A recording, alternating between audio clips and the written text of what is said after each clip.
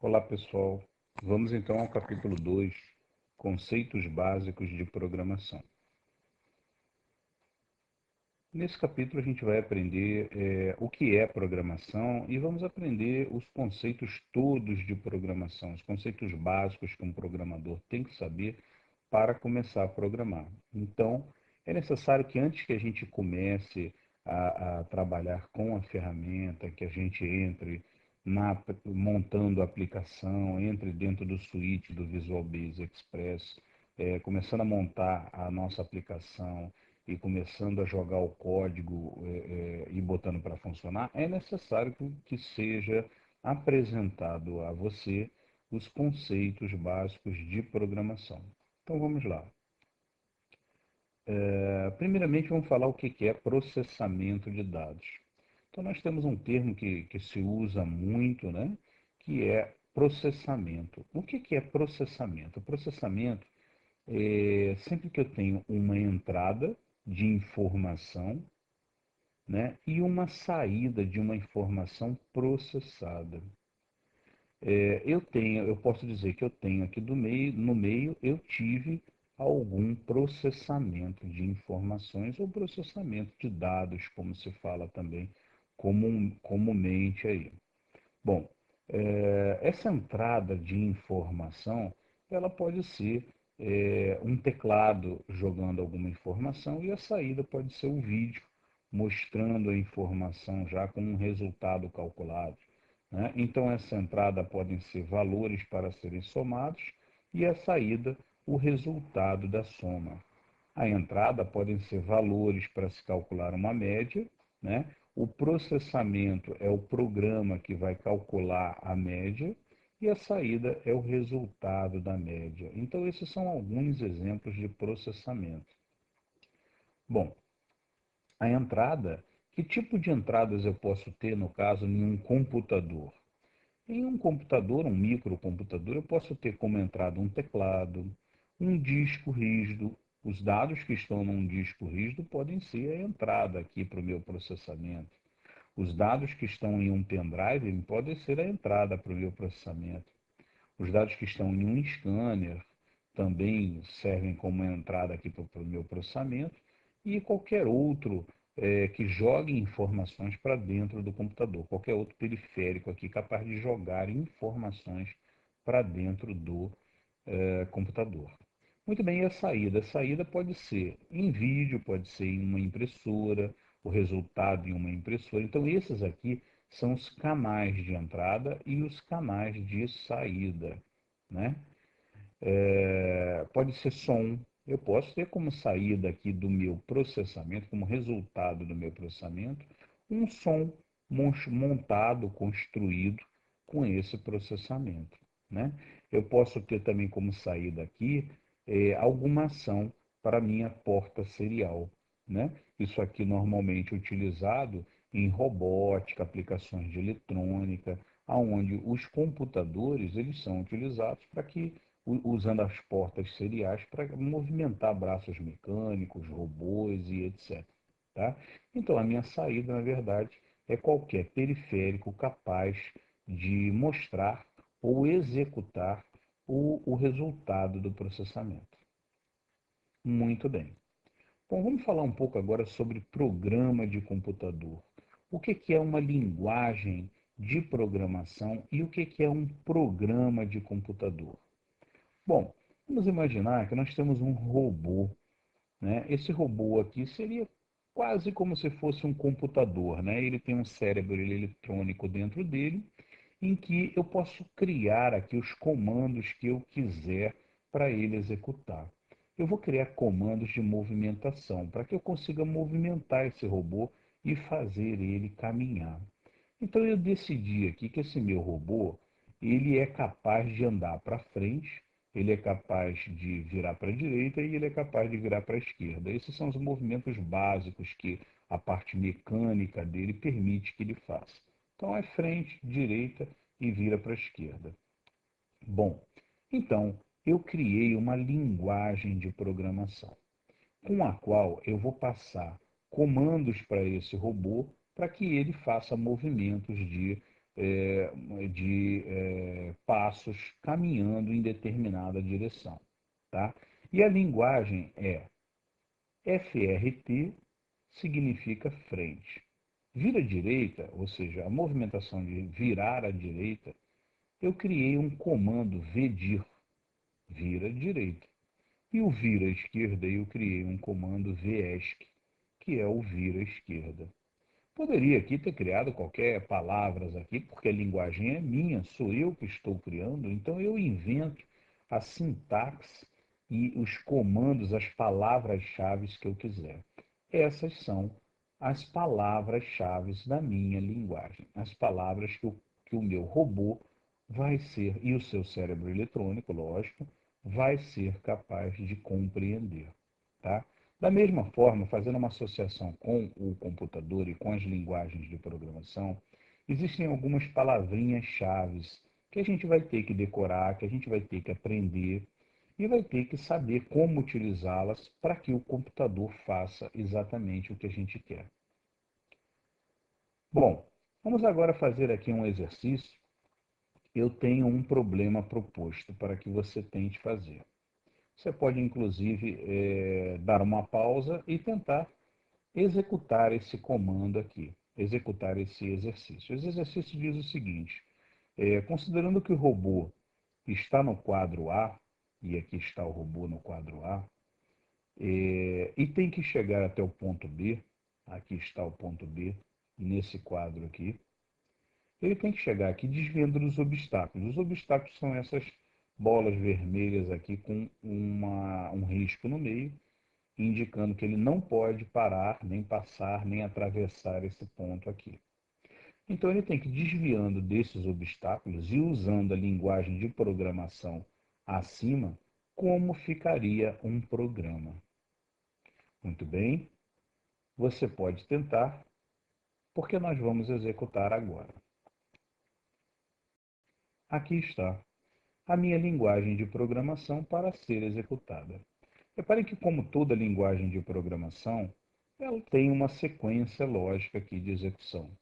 E o robô, ele está preparado a executar, como o computador, de cima para baixo, linha a linha do meu código. Então, ele vai primeiro executar esse comando, depois esse, e vamos ver se ele chega lá em B. Então, a primeira coisa que ele tem que fazer aqui, o que é? Andar para frente. E foi o que eu botei aqui, ó, frente. Andou para frente. O segundo comando também é frente, FRT.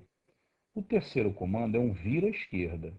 Então ele vira agora sim, ele vira para a esquerda.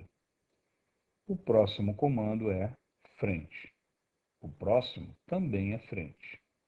Vira à esquerda, frente, vira direita, frente, frente, vira direita, frente, frente. Com isso, o nosso robô chegou ao ponto B e o programa se finaliza.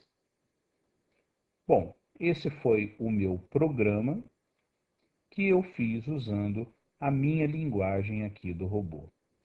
Então, dessa mesma forma, os primeiros construtores dos computadores, dos microcomputadores e dos computadores de grande porte, viram também a necessidade de escrever uma linguagem de fácil utilização, né, para que eles pudessem escrever para o computador quais os comandos deveriam ser executados passo a passo. Isso era muito mais fácil do que ter que escrever em linguagem de máquina, um código desses aqui ficaria muito complexo. Muito bem. Esse foi então o caminho realizado pelo robô. Porém, outro caminho possível seria esse aqui. Um caminho que dá um pouquinho mais de volta, mas também atinge o mesmo objetivo. Isso é muito interessante e eu botei aqui para justamente comentar que dessa mesma forma que está aqui representado, na programação você tem sempre mais de uma forma de montar o mesmo programa. Não existe somente uma fórmula. Existem várias formas de você montar o teu programa e você acaba chegando no mesmo objetivo, né? Vamos fazer uma outra associação. Imaginem uma receita de bolo em que você tem que montar um bolo, onde você vai colocando os ingredientes, e muitas vezes você não precisa colocar os ingredientes todos na mesma ordem, todos na mesma sequência, e muitas vezes nem é necessário colocar todos os ingredientes. Uma pessoa faz um bolo com alguns ingredientes, outra faz um bolo com outros ingredientes, mas ambas acabam no final com um bolo construído. Da mesma forma, você vai fazer uma aplicação, você pode construir uma aplicação de uma forma, uma outra pessoa construir de outra, e vão os dois ter construído aplicações que fazem muitas vezes o mesmo resultado, que dão o mesmo resultado. Tá? Então, essa é uma coisa que, por um lado, facilita e deixa você à vontade para criar e usar o seu método de programação. Por um lado, isso é bom, mas a gente tem que também tomar cuidado para não acabar construindo um processo muito complexo, dando voltas muito grandes para se resolver uma coisa que seria mais simples. Então, temos que sempre seguir uma linha simples de raciocínio e procurar um menor caminho para chegar no nosso objetivo, fazendo um código reduzido, com poucas instruções, e mais fácil depois até para fazer manutenção, para fazer alterações, né?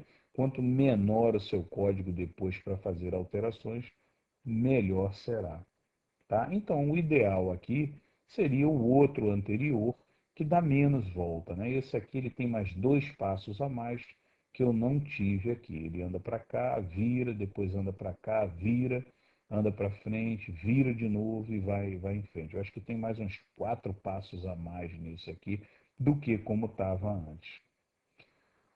Muito bem, vamos falar agora sobre erros nos programas. Bom, se eu tenho uma linguagem de programação, a linguagem de programação tem que ser respeitada. E a sua sintaxe também é algo que tem que ser executado e utilizado da forma correta. Então, nesse exemplo aqui, esse é considerado e chamado um erro de sintaxe. É quando eu escrevo de forma errada a minha linguagem. Então, a minha linguagem é FRT, o comando, e eu escrevi FTR, né? Eu poderia, por exemplo, ter botado um ponto no final, quando a minha linguagem não exige um ponto no final. Eu poderia ter botado ponto e vírgula no final, quando a minha linguagem não exige. Ou ao contrário, eu poderia não ter colocado um ponto e vírgula e a minha linguagem exige um ponto e vírgula no final, como é o caso de Pascal, por exemplo. Bom, isso tudo são erros, seriam erros de sintaxe, tá? Então aqui é um exemplo de um erro de sintaxe. Um erro de lógica. O que é considerado um erro de lógica?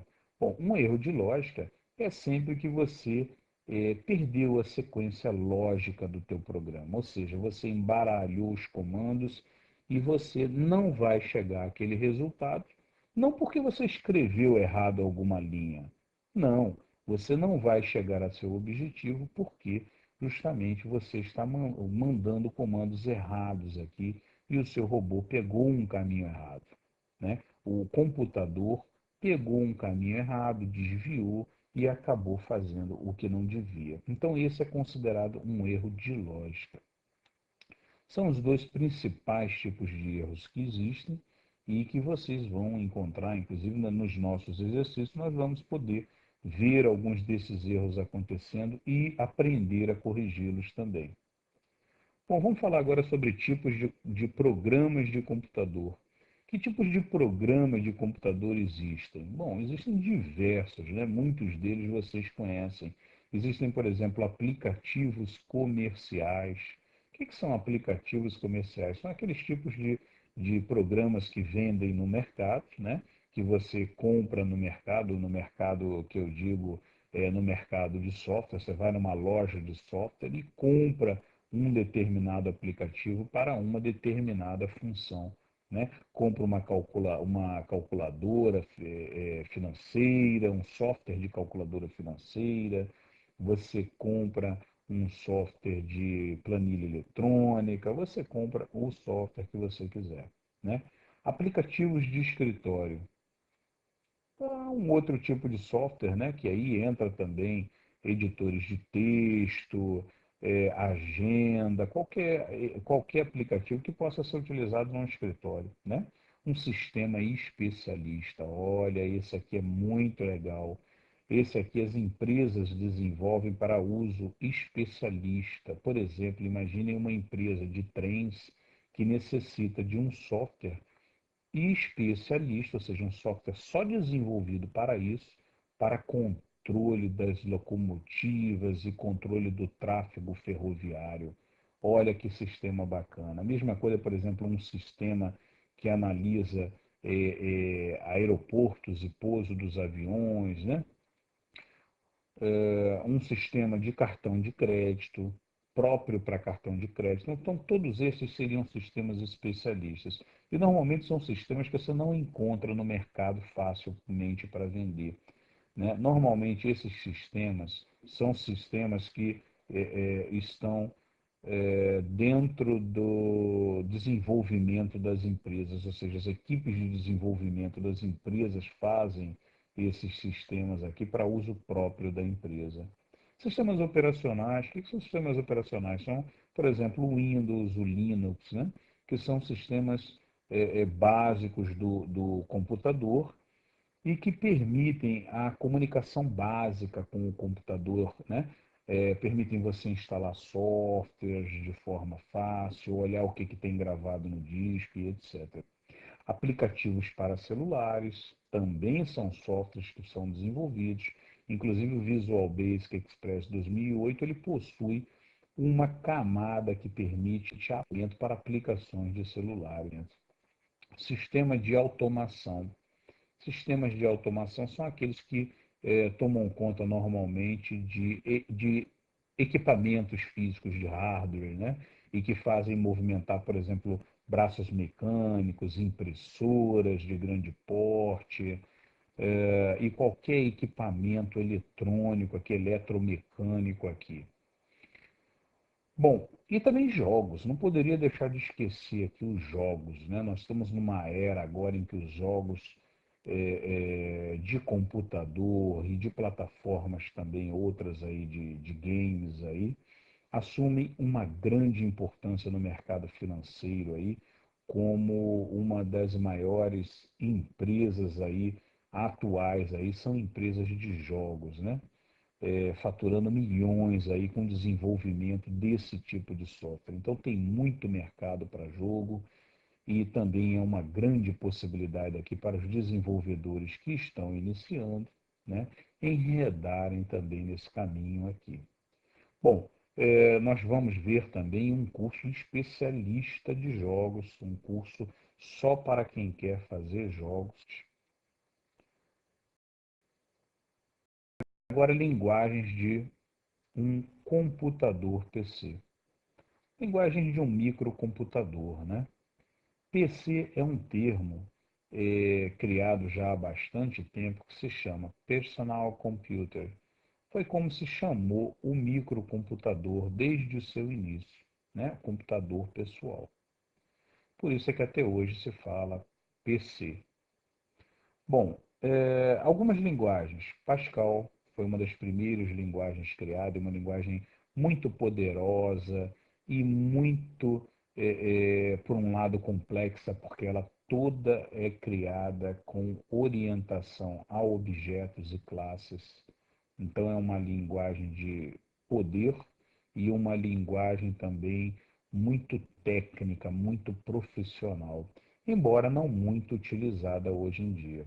Linguagem C e a sua derivada, a linguagem C++ aqui do lado também, são linguagens de grande poder, também linguagens muito técnicas e de grande desempenho e velocidade, usadas para fazer jogo, usada para fazer programas de grande desempenho, né? Como, por exemplo, aquele sistema de ferrovia que eu citei agora há pouco, né? Seria provavelmente desenvolvida com uma linguagem dessa aqui.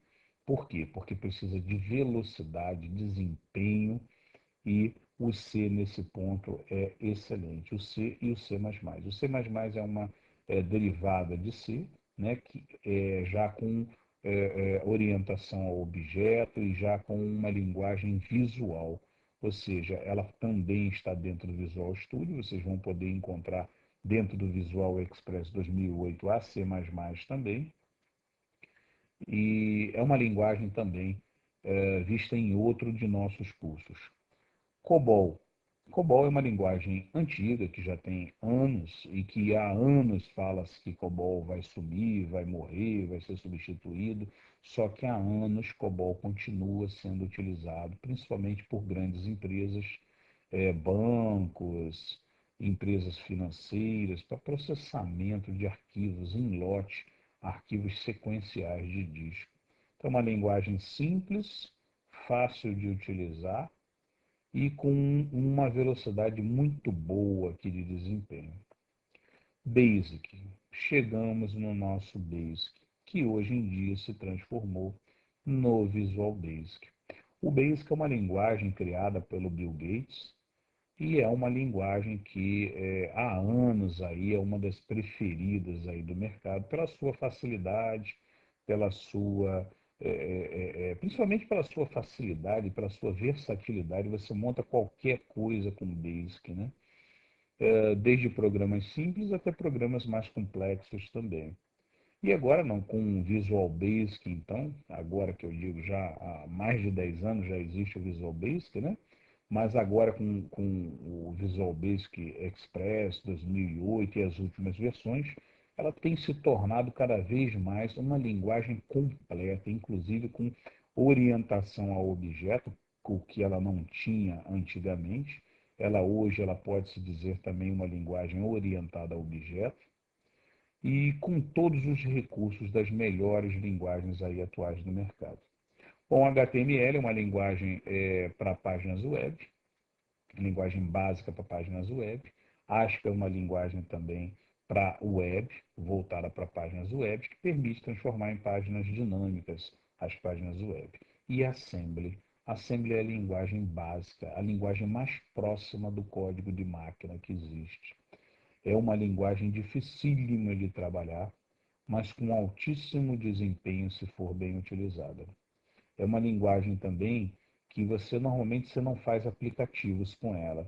Você faz rotinas, você faz APIs, você desenvolve em baixo nível, como se fala, quase em linguagem de máquina. Então, na prática, no dia a dia comercial, não é muito utilizada. Ela é utilizada algumas vezes para quem vai fazer linguagens para a utilização em automação comercial. Mecatrônica utiliza muito Assembly, que você vai trabalhar com hardware e normalmente acaba caindo para usar também Assembly e coisas desse tipo, assim, normalmente programação desse nível. Bom, cada uma dessas linguagens aqui possui a sua melhor indicação de uso.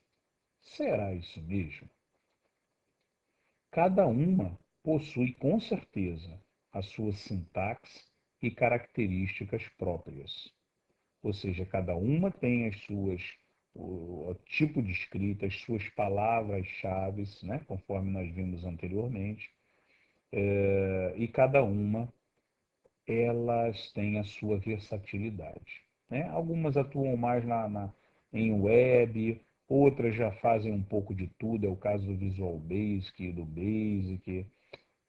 COBOL já tem uma aplicação específica, C é muito versátil também, e Assembler, por ser muito de baixo nível, você faz qualquer coisa, mas por outro lado é muito complexa e muito trabalhosa de você usar para aplicações simples.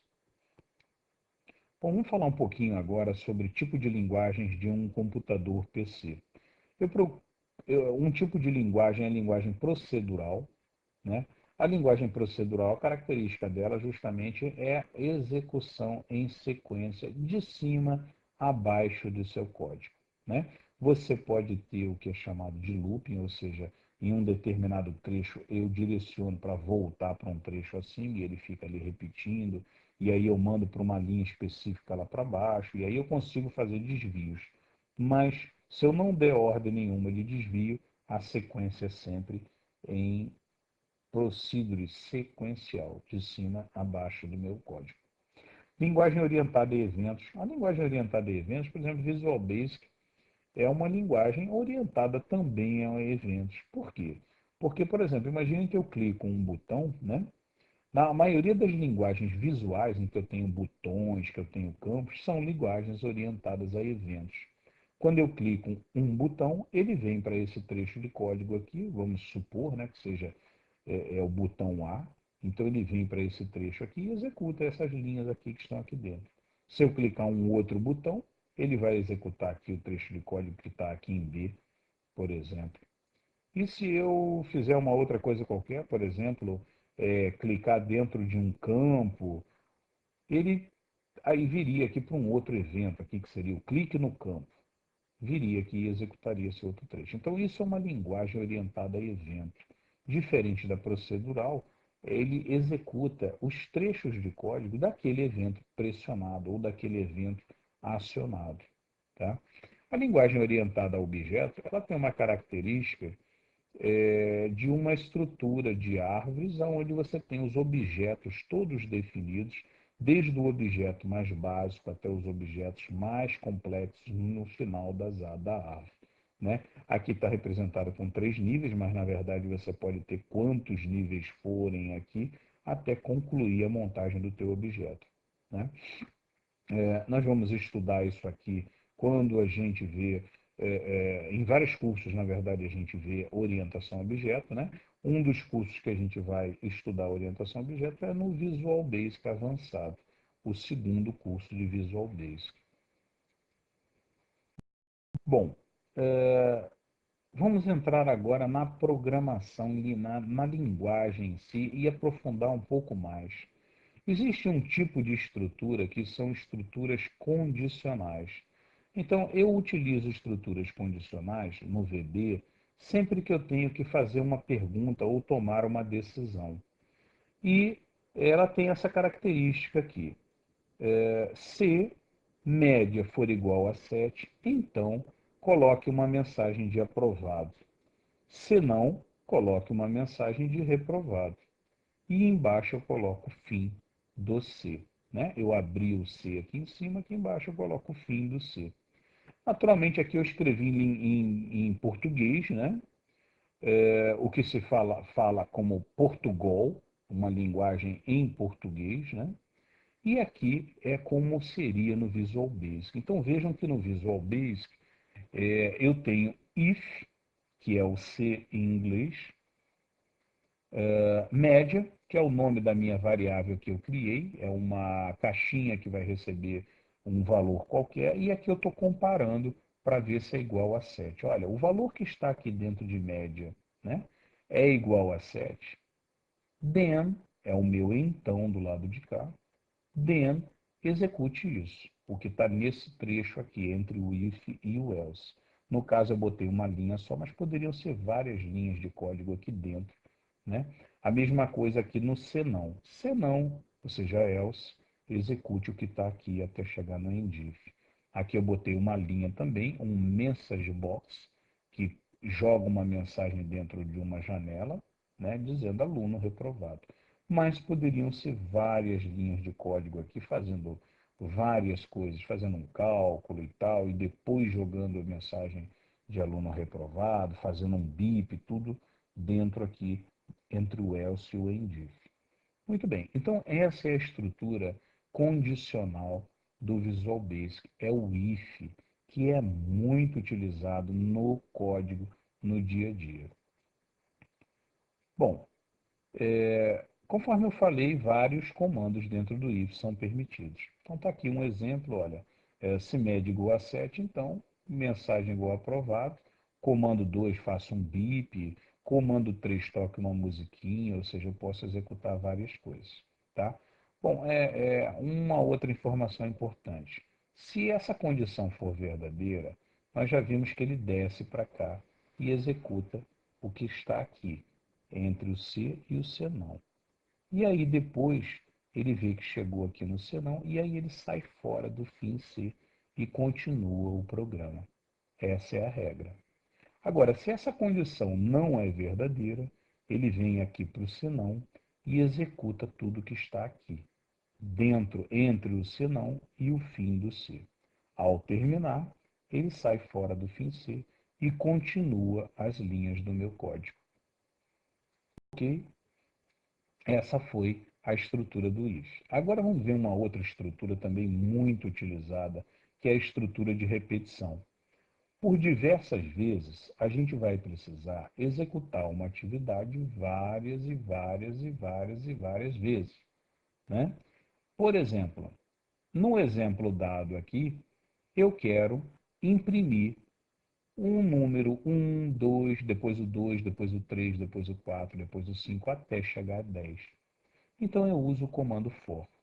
O comando for, ele tem essa, traduzindo para português, ele tem essa característica.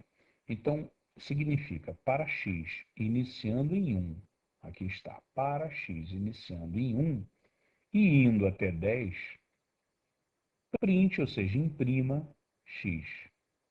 E aqui embaixo, próximo x. O que acontece? Ele, a primeira vez que ele descer isso aqui, esse código, ele vai descer com x valendo 1. E aí, print x, vai aparecer na tela 1. A segunda vez, o x está valendo 2. E aí ele imprime 2. A terceira vez, o x está valendo 3. A quarta vez, o x está valendo 4. E assim por diante, até chegar a 10. Com isso, o meu resultado seria, então, esse aqui do lado. 1, 2, 3, 4, 5, 6, 7, 8, 9, 10. Muito bem.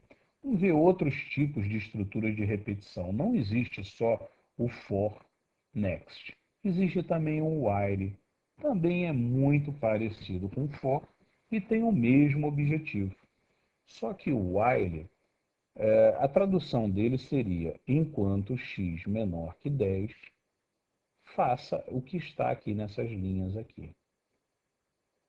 And while. O end while faz ele voltar para cima, né?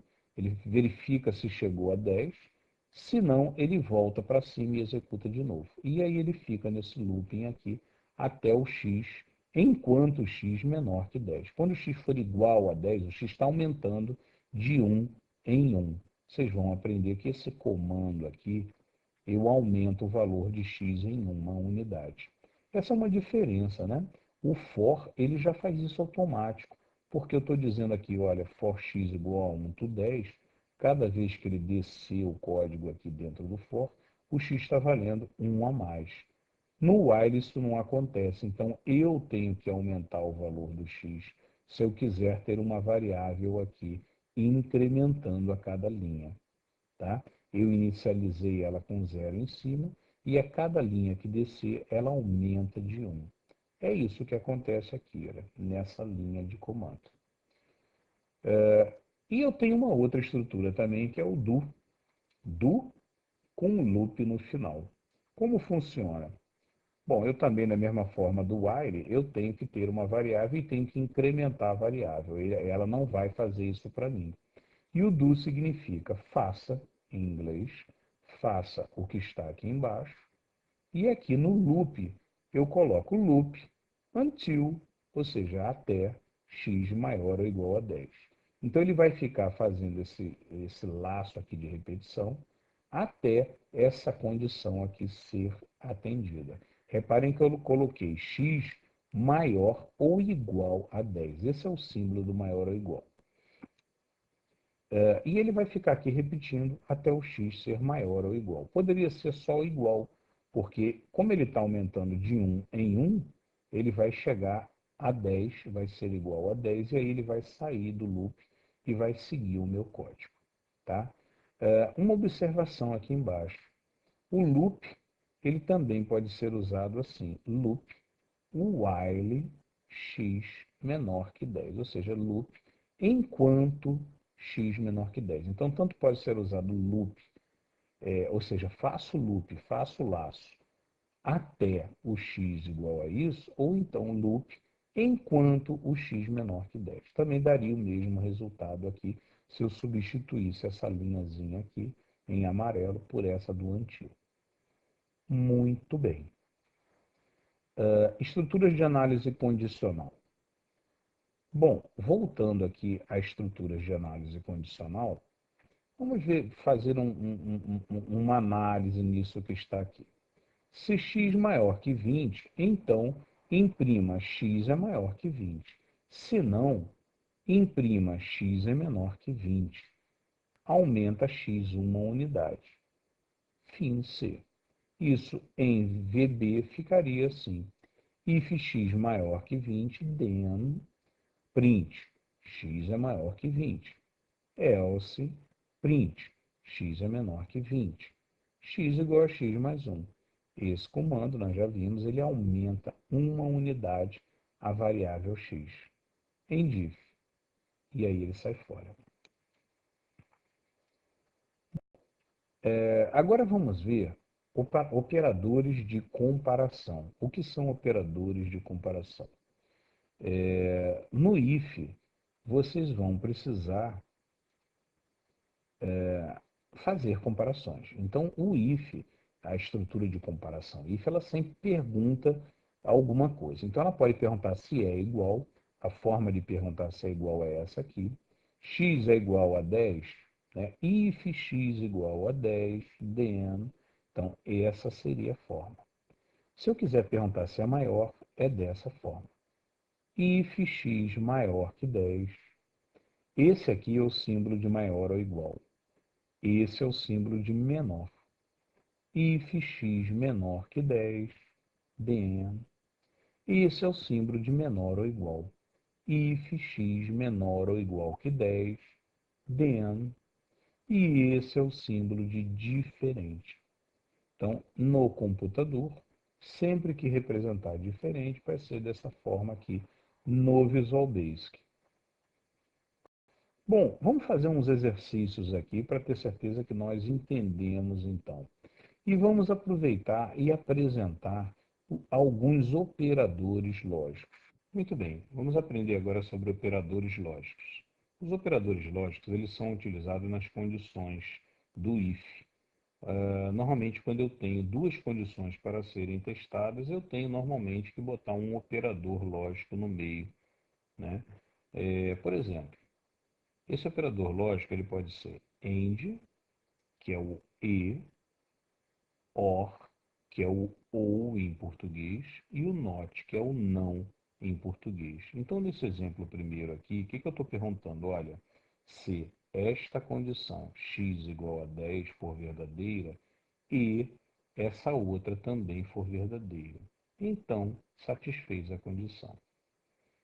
Aqui eu estou perguntando se esta condição for verdadeira ou esta outra for verdadeira. Então, nesse caso aqui do OR, se uma das duas condições for verdadeira, ele satisfez a condição perguntada.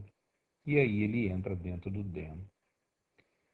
Muito bem, nesse terceiro exemplo aqui, eu estou perguntando, olha, se x igual a 10 ou o y não for maior que 30.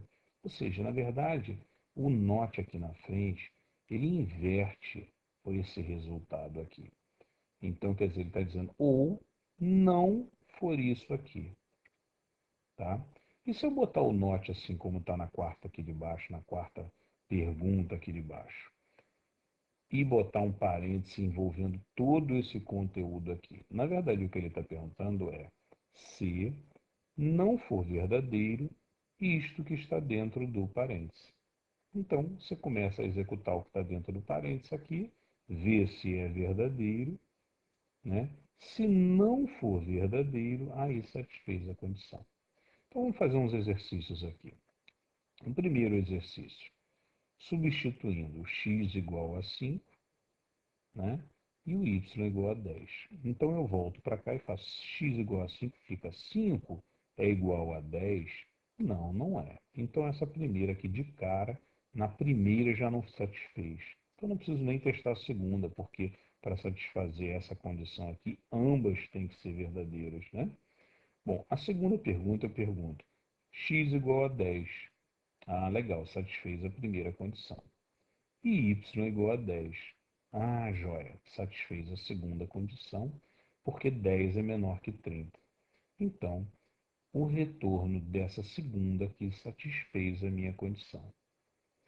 O terceiro, x é igual a 10, opa, satisfez aqui a primeira parte, e y é igual a 40. Y é igual a 40, 40 não é menor que 30, então não satisfez esse lado de cada condição.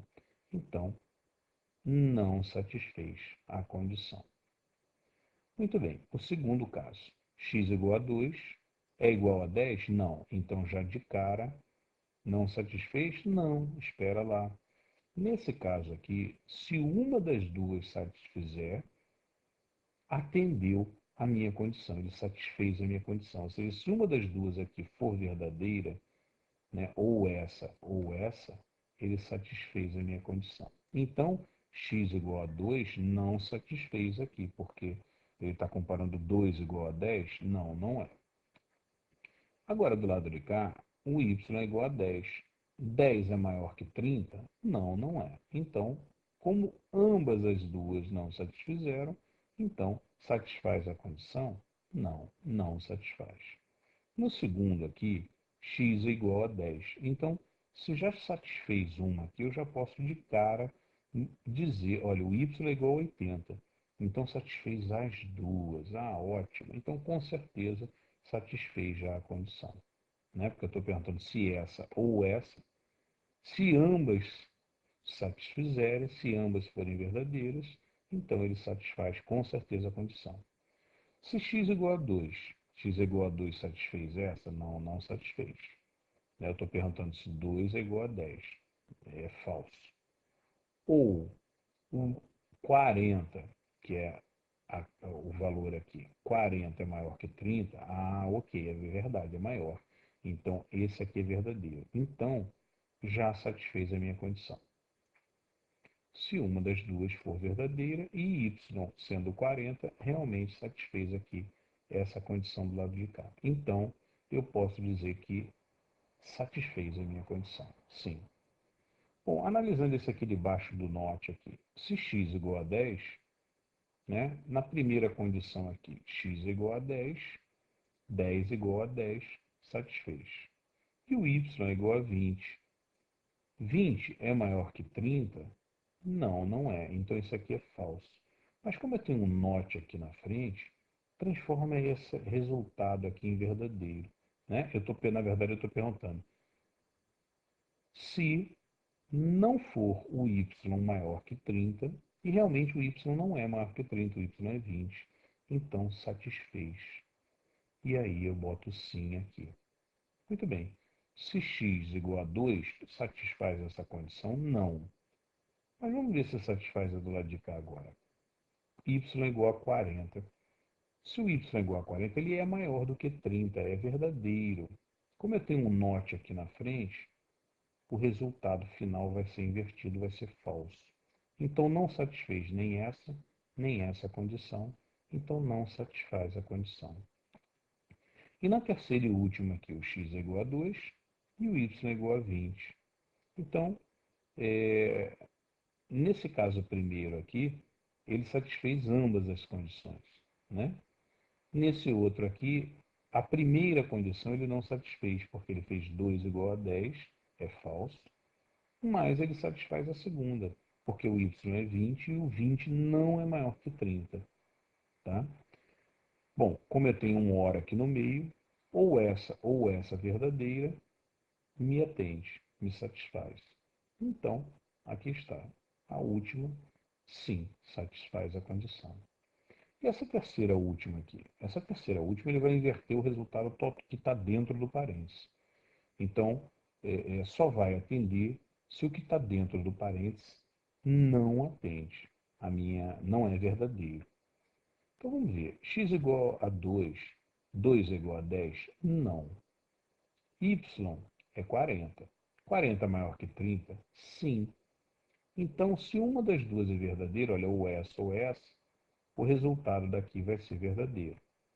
Né? Então, x é igual a 10 ou y maior que 30? Ah, sim, y maior que 30, y é 40, satisfez. Então, o NOT inverte. É o resultado daqui, né? O resultado disso aqui foi verdadeiro, então o NOT torna falso. Não satisfez a minha condição. Se x igual a 10 e satisfez, se já satisfez uma das duas, como eu tenho um hora aqui no meio, o resultado é verdadeiro, satisfez. E o NOT invertendo vai dar não, não satisfez. Aqui está. Se o x é igual a 2, não satisfez essa. E o y igual a 20, também não satisfez, porque 20 não é maior do que 30. Então, ambas não satisfizeram. O resultado final do que está dentro do parênteses é falso, não satisfaz. Mas como eu tenho um NOT do lado de fora, ele inverte e transforma isso em sim, satisfaz. E aí, essa última aqui é a única daqui, dessa quarto exercício que satisfez.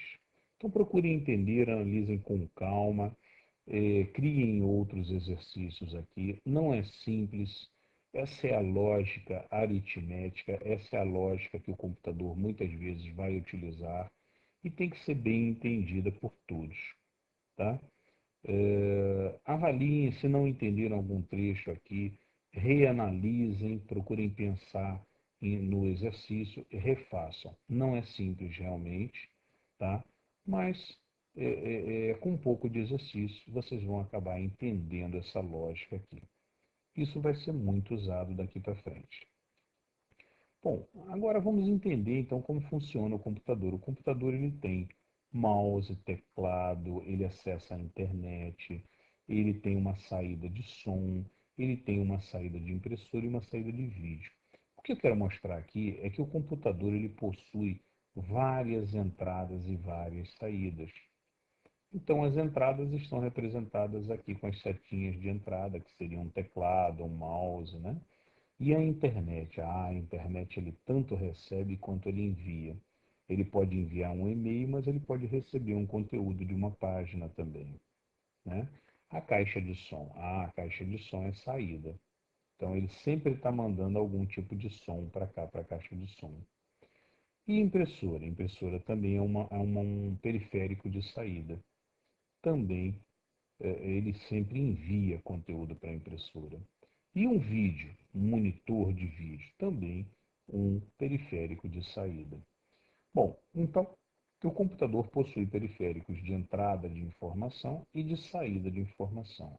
E possui também comandos e linguagens aqui para receber o conteúdo das entradas e enviar os conteúdos para as saídas. Então existe, por exemplo, um comando para jogar uma informação no vídeo. Existe um outro comando para jogar uma informação na impressora, um outro comando para fazer um bip ou emitir um som e assim por diante. Esses são os comandos de entrada e saída, representados aqui por I/O, que significa input, output, né? Então, todo computador possui esses comandos. E esses comandos, de acordo com a linguagem que você estiver utilizando, também vão existir e também vão ser detalhados mais à frente no nosso curso. Tá? Nós vamos ver vários comandos mais para frente, tanto para ler teclado, quanto para perceber que o mouse foi clicado, quanto para imprimir no vídeo, na impressora e assim por diante. Entender agora o que é uma variável. Uma variável é uma peça fundamental na linguagem de programação. Uma variável x, por exemplo, é como se fosse uma caixinha. uma caixa, uma posição na memória, em que podemos estar colocando alguma coisa lá dentro, atribuindo valores a essa variável. Como eu atribuo um valor a uma variável? Eu atribuo no Visual Basic dessa forma, com esse formato. Eu coloco o nome da variável, que aí eu posso dar o nome que eu quiser, posso chamar de x, posso chamar de número, eu só não posso utilizar uma palavra-chave da linguagem. Por exemplo, if, for, next, são palavras de comandos, né? Mas fora isso, eu posso criar aqui uma, um nome qualquer para a minha variável. E criando, eu jogo um valor dentro dela dessa forma, fazendo uma atribuição. Cuidado que aqui eu não tenho o if na frente. Como eu não tenho o if na frente, ele não é uma comparação, né? Que era o que a gente estava vendo agora há pouco. Se eu tiver um if na frente, o computador entende que você quer fazer uma pergunta, fazer uma comparação. Olha, if se x igual a 10, então faça isso. Aqui não. Quando eu não tenho o if na frente, eu estou fazendo uma atribuição. Eu estou jogando 10 dentro dessa variável. E lá na posição de memória, numa caixinha de memória chamada x, na memória do computador, ele vai guardar esse valor 10. Uma variável ela pode guardar valores numéricos, mas também pode guardar uma string. Uma string é um conjunto de caracteres. No caso aqui, eu coloquei 4 caracteres, né? E uma string, ela sempre você delimita ela com aspas. Abre aspas e fecha aspas. Dessa forma, ela também joga para a posição de memória o conteúdo da string. Então, uma variável, já aprendemos que uma variável ela pode ser numérica e ela pode ser string também.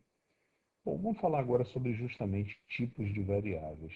X igual a 10 cria uma variável numérica com o conteúdo 10. X igual a 2,5, estou criando uma variável com esse valor 2,5.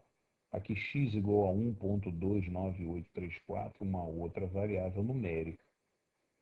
Bom, então esses são tipos de variáveis. Eu tenho aqui numérica, variável string, variável data, variável booleana, é um outro tipo. A variável numérica, por exemplo, ela pode ser do tipo inteira, double, que é uma variável que permite casas decimais, pode ser um número real e outros, single e outros mais aí que nós vamos estar vendo daqui a pouco. Esses são os tipos que nós temos no Visual Basic. Então, aqui nessa primeira coluna, os tipos de variáveis. Bom, booleana é uma variável lógica. É uma variável que normalmente você utiliza para guardar, sempre que você precisa guardar dois tipos de valores, por exemplo, aberto ou fechado, ligado ou desligado, né? Sempre que você tem que guardar dois valores apenas, você vai utilizar uma variável booleana. E essa variável booleana ela só pode receber dois tipos de valores aqui dentro: true ou false. True, verdadeiro. False, false. Bom, outros tipos muito usados aqui: date, decimal, double, né? Cada um deles com um tamanho diferente. Reparem que o double utiliza 8 bytes de memória, 8 posições de memória. E aqui do lado, o tamanho do range que o double permite. Então, ele permite um número negativo muito grande até um número positivo também muito grande. Então, é uma variável muito poderosa porque ela vai desde um número fracionário aqui negativo muito grande até um número também fracionário positivo. Diferente do inteiro, né? A variável inteira ela é pequenininha, ela só usa 4 bytes de memória, mas ela só permite números inteiros, desde o número negativo aqui 2.147.483.643 até o mesmo número positivo. A variável long é uma variável também inteira, só que com o dobro do tamanho aqui da integer, tá? Aqui do lado a gente pode ver aqui de quanto até quanto ela vai. Ela vai de um negativo aqui até um positivo gigantesco aqui. E assim por diante. Eu tenho também a string importantíssima, vamos utilizar muito, variável do tipo string, que serve para justamente guardar caracteres. Essas são as mais importantes. Tá? E reparem aqui que no caso da string ele coloca aqui, olha, depende da sua plataforma de implementação, ou seja, depende de quantos caracteres você usou para guardar ali. Aqui está, então, continuando, a gente vê um exemplo de variável string. A variável string ela pode ter o nome de uma pessoa, ela pode ter um endereço, ela pode guardar um telefone, ela pode guardar um CEP, né? Qualquer coisa que você tenha que utilizar caracteres diversos, números, traços no meio. Então, uma dúvida que surge muito aqui é, puxa, telefone normalmente é só número, né? Tem só uma barrinha no meio, mas mesmo assim eu posso digitar direto, posso ter só número. Eu vou guardar numa variável numérica ou vou guardar numa variável string? Então a regra é a seguinte: sempre que você tem um valor numérico que você provavelmente vai precisar fazer cálculos com ele, guarde numa variável numérica. Se você não vai fazer cálculos com esse número, guarde numa variável de string. Por exemplo, um CEP, um número de identidade. Você nunca vai fazer cálculo com isso. Então, guarde em uma variável string. Num valor de salário, qualquer outro valor que você provavelmente vai precisar fazer cálculo em algum momento do seu código, guarde em variáveis numéricas. A data, formato data. Formato data é um formato específico para armazenar datas. E ele guarda em formatos distintos aqui, diversos aqui. Ele pode guardar só a data ou a data com a hora do lado, também nesse formato aqui. Isso aqui a gente vai ver também mais adiante nos nossos exercícios no Visual Basic. Vamos aprender a utilizar o formato data. E a variável booleana, conforme nós já falamos, ela é uma variável que assume verdadeiro ou false. Na verdade, o valor que você joga dentro dela é sempre true ou false. Dessa forma, x igual a true, x recebe true ou x recebe false. Bom, agora nós temos alguns exercícios aqui sobre variáveis para entender como funcionam as variáveis. Então, eu criei aqui um exercício. É necessário que vocês façam esses exercícios aqui e tentem descobrir qual vai ser o resultado que vai ser printado na tela, que vai ser impresso na tela, né? Bom, eu criei uma variável x e joguei o valor 10 dentro dela.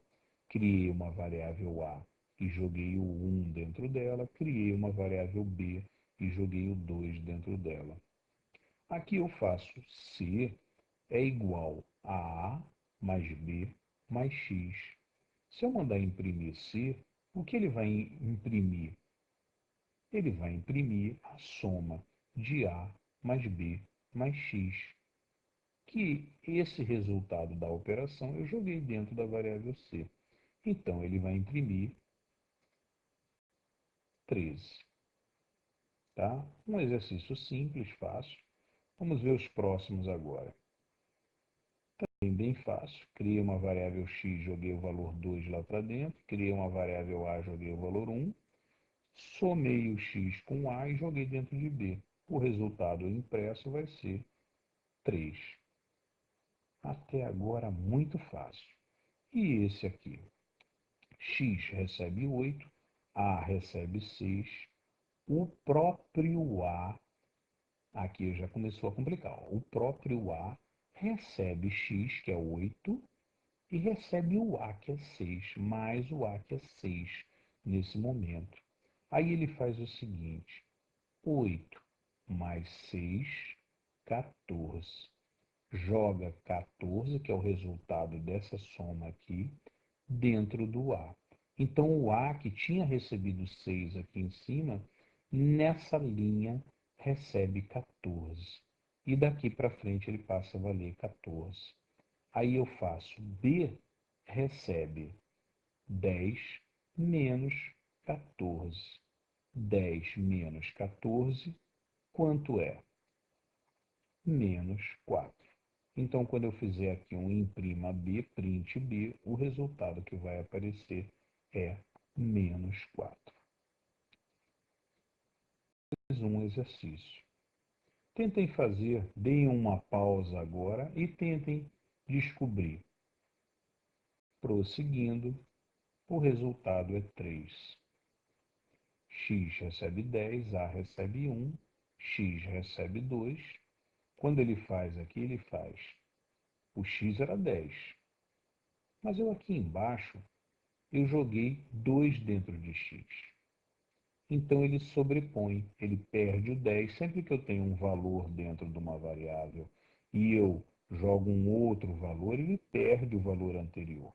É isso que eu queria mostrar nesse exercício aqui.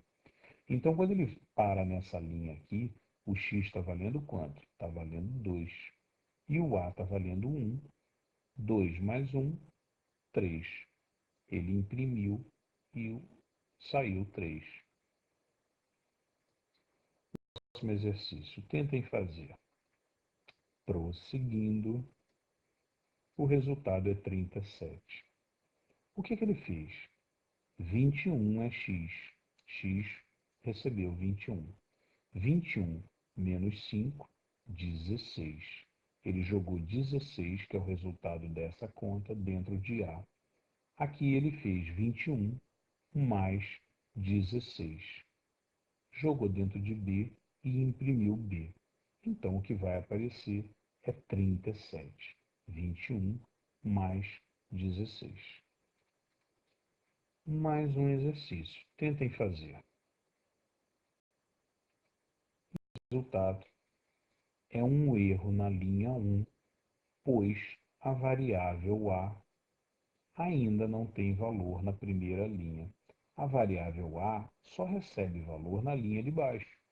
Então, quando o computador começar a processar, ele vai parar nessa linha aqui, vai tentar fazer esse cálculo aqui e vai dar um erro. Vai dizer, olha, eu não sei o valor de A até agora. Até esta linha aqui, eu não recebi valor para A. Então, ocorre um erro. Bom, vamos falar agora sobre os operadores. Já que a gente está começando a trabalhar com variáveis, a gente tem que saber como somar, como diminuir, né? E aqui estão os operadores. O operador de soma, o operador de diminuição, o operador de multiplicação no computador é o asterístico. Então, sempre que você quiser fazer uma operação com multiplicação, utilize asterístico. A barra é a divisão. E o chapeuzinho, o circunflexo, é a exponenciação, que significa b elevado a c. Bom, agora vamos aprender a trabalhar com parênteses. A gente utiliza parênteses da mesma forma que a gente utiliza em uma expressão matemática o parênteses, para separar e forçar que seja feito sempre o que está dentro do parênteses, primeiro o cálculo, né? Então, reparem que, dessa forma como está aqui, né, em uma expressão matemática, o computador vai primeiro multiplicar esses dois e, em seguida, ele divide 28 dividido por 100. Por quê? Porque, ao multiplicar esses dois, ele tem aqui no meio um sinal de menos, né? Só que o asterístico e a barra e a divisão ele executa antes da soma e da subtração. Então, é uma sequência lógica aí de execução. Primeiro ele executa o que está dentro de parênteses. Depois, se ele tiver que optar por multiplicação, divisão, ele faz primeiro. E depois soma e subtração. Isso na matemática é assim também, nas expressões matemáticas. Então, eu primeiro dividiria aqui o 28 por 100. E depois o resultado disso aqui, multiplicação disso aqui, aí eu faço a multiplicação menos essa divisão aqui. Bom, mas e se eu botar esse parênteses aqui? Reparem que eu acrescentei um parênteses. Ah, agora sim. Agora ele vai fazer essa multiplicação. Depois, o resultado dessa multiplicação, ele diminui de 28. E aí sim, o resultado disso aqui tudo, desse parênteses, aí ele divide por 100. Então, vão ser dois resultados completamente diferentes. E é exatamente agora o que nós vemos aqui, né, é que as duas expressões aqui dariam o mesmo resultado. Ou seja, se eu botar esse código aqui nessa janelinha branca aqui, eu substituir dois valores por duas variáveis. É só um exemplo, né? Como a gente num programa poderia estar trabalhando com variáveis, né? O resultado x aqui receberia o mesmo resultado dessa linha de cima. Por quê? Porque eu criei uma variável A, joguei 20 lá para dentro e estou substituindo, então, esse 20 aqui de cima pela variável A. A mesma coisa eu fiz aqui com a variável B e o número 28. Então, o x vai receber o mesmo conteúdo. Bom, exercício 2, de como funcionam as variáveis. X igual a 10, x igual a x mais 2. Qual é o valor que vai ser impresso? Tentem descobrir. Prosseguindo, o valor impresso é 12. Por que 12? X recebeu 10. Nessa linha de baixo aqui, ele vai fazer 10, que é o valor de x, mais 2, 12. E vai jogar o resultado dentro de x. Dessa forma, o x passou a valer 12. Ou seja, ele foi incrementado de 2 unidades. Quando ele printa o x, aparece então 12 na tela. E agora? Essa é boa. Tentem descobrir o que vai ser impresso na tela. Prosseguindo, o que é impresso na tela é 9. Como funciona? O A recebe 1, é uma variável A, recebe o valor 1. Depois ele faz um for, T variando de 1 até 5. O que isso significa? Significa que ele vai fazer esse looping aqui 5 vezes. Na quinta vez, ele sai e prossegue o programa. Então vamos ver, se o A está valendo 1, a primeira vez que ele descer aqui, ele vai fazer, ele vai substituir aqui esse A aqui por 1, vai fazer 1 mais 1, 2. Joga 2 para dentro do A. Desceu uma vez, o A passou a valer 2. Desceu a segunda vez, o A passou a valer 3. Desceu a quarta vez, o A passou a valer 4. Desceu a quinta vez, o A passou a valer 5. Não, eu me enganei aqui. Vamos voltar. Ele, a primeira vez que descer, o A vai estar valendo 2 quando chegar aqui no Next. Por quê? Porque ele fez 1 mais 1, 2. Então jogou 2 aqui para dentro. E cada vez que ele descer, ele incrementa 1. Então, quando ele sair desse laço aqui, ele vai fazer 2, 3, 4, 5, 6. Quando ele sair do Next, o A vai estar valendo 6. Aí ele vai fazer 6 mais 3, 9.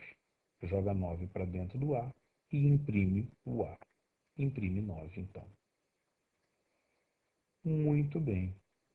Vou chamar a atenção só para essa indentação.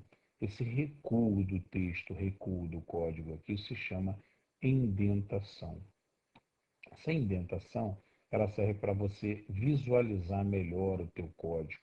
No caso de uma estrutura como um for e um next, ajuda muito. Imaginem aqui tem uma linha só, mas imaginem um trecho de código em que você tem 10 linhas dentro do for e do next, né? Então você com a indentação você bate o olho e você vê exatamente de onde até onde que vai o teu for, tá? Porque o trecho de código que está interno está recuado.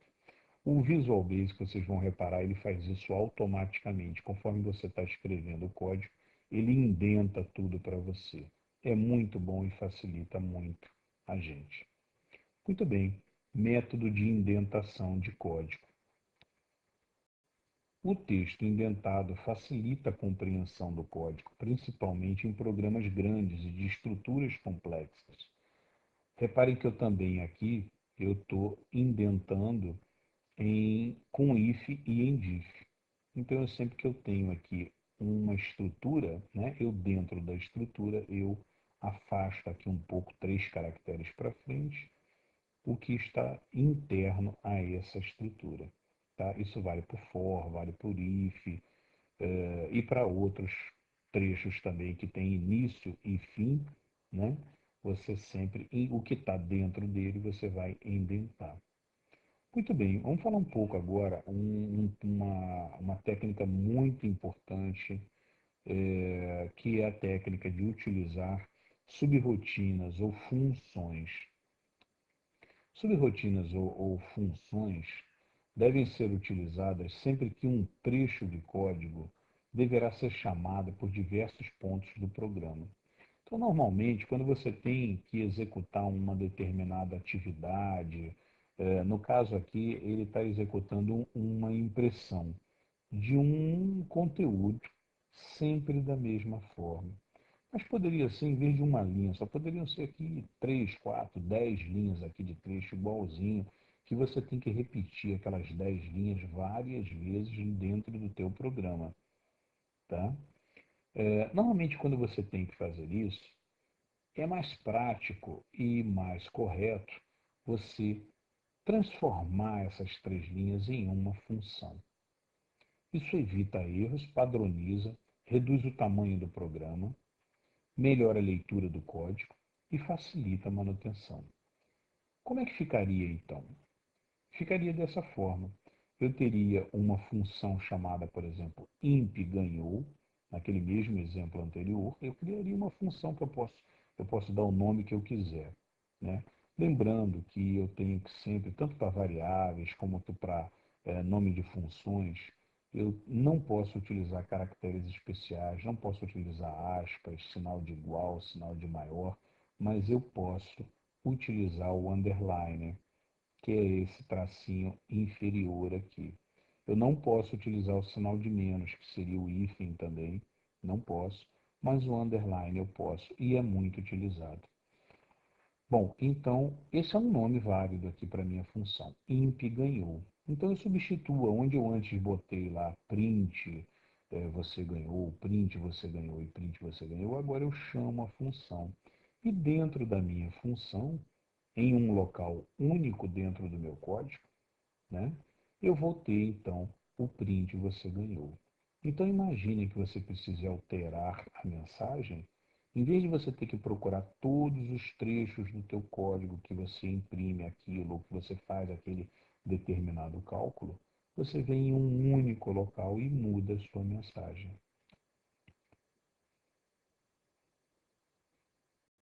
Dessa forma, como funciona então? Ele vai executar o teu código e toda vez que ele encontrar imp ganhou, ele vai verificar que não é uma palavra-chave, não é um comando da linguagem, e aí ele vai verificar se existe então uma função chamada imp ganhou. Ah, existe, aqui está. Aí ele vem executar a tua função. Então, imagine aqui no for, ele vai fazer esse laço aqui 10 vezes. E para cada vez que ele fizer, ele vai chamar imp ganhou uma vez, ele executa, termina a função aqui no end sub, né? Assim é no Visual Basic, você cria a função com sub, function e o nome da função, e o end sub finaliza a tua função. Então ele termina a função, ele volta para o trecho que chamou e continua da linha de baixo para frente. Como é um for next, ele fica no laço aqui durante 10 vezes. Tá? A mesma coisa nos outros trechos. Se ele chegou aqui, chamou imp e ganhou, ele vai, executa a tua função toda. Se forem 10 linhas, 30 linhas de código dentro da função, ele vai executar toda a função. Quando chegar no end sub, ele volta para a linha de baixo que chamou ele. E aí prossegue o código. Então, dessa forma, funcionam as funções e as subrotinas, também antigamente chamadas de subrotinas. Bom, eu poderia ter, por exemplo, uma função mostra relógio, né? Com a função, imaginem vários trechos do código, eu querer mostrar o meu relógio, com quanto tempo está faltando, né? E aí eu chamaria essa função aqui. Eu posso também querer calcular a média. Para calcular a média, eu até tenho aqui o cálculo da média, chamando essa função. Só que esta função recebe um parâmetro. É uma função diferente de imp ganhou, que imp ganhou eu não passo parâmetro nenhuma para a função. Essa aqui eu passo um parâmetro. Nesse trecho de código aqui o parâmetro é 30, ou seja, eu quero que ele calcule a média e passe um parâmetro de 30. Reparem que eu tenho aqui na declaração da função um parâmetro de entrada chamado y. Então, quando ele entrar aqui nessa função, o y recebe o valor que veio do código aqui, recebe 30. E aí ele vai fazer, olha, média é igual a 30 dividido por 3, print média, vai printar 10, o valor impresso vai ser 10.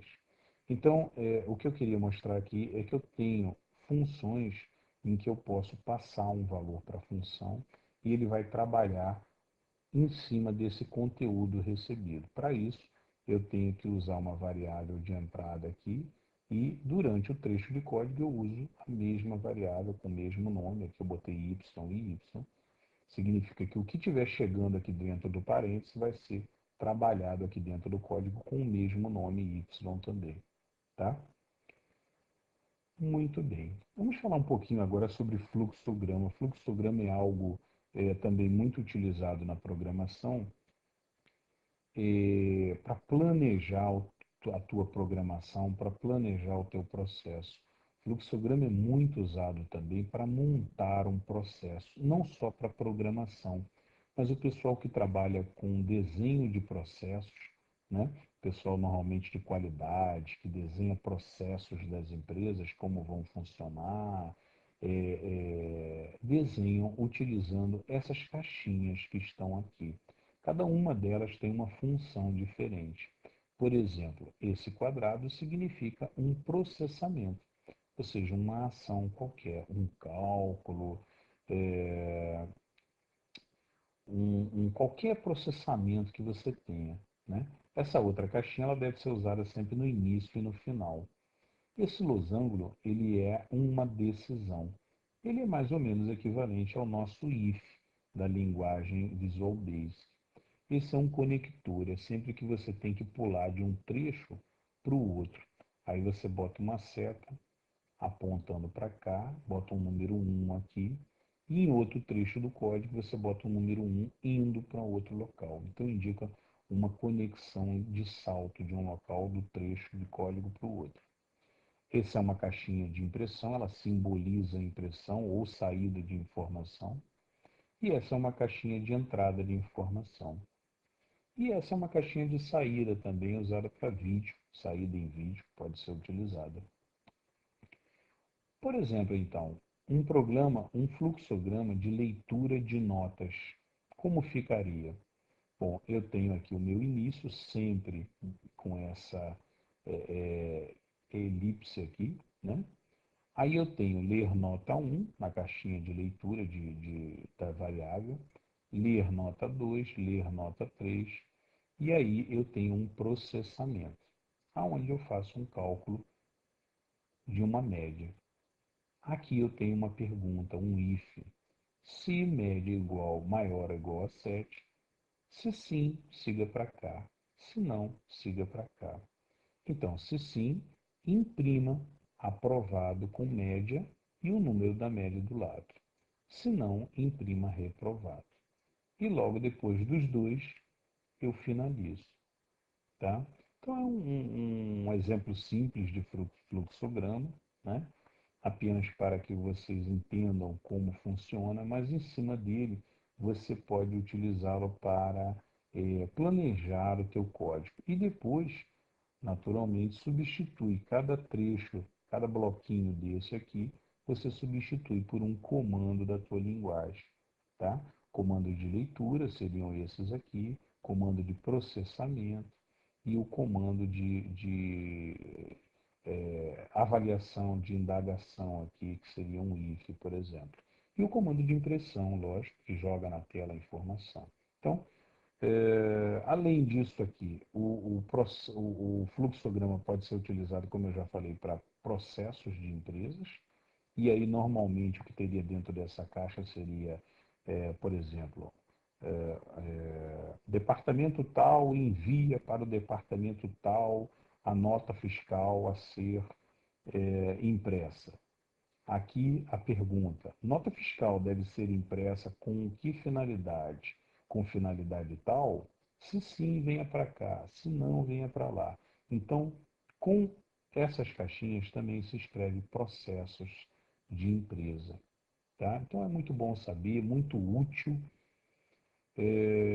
aprender isso aqui e estudar um pouquinho mais isso aqui para se ter conhecimento também. Muito bem. Falamos então sobre como criar também um processo e um fluxograma. Bom, com isso nós finalizamos então esse capítulo e finalmente podemos começar com a linguagem de programação.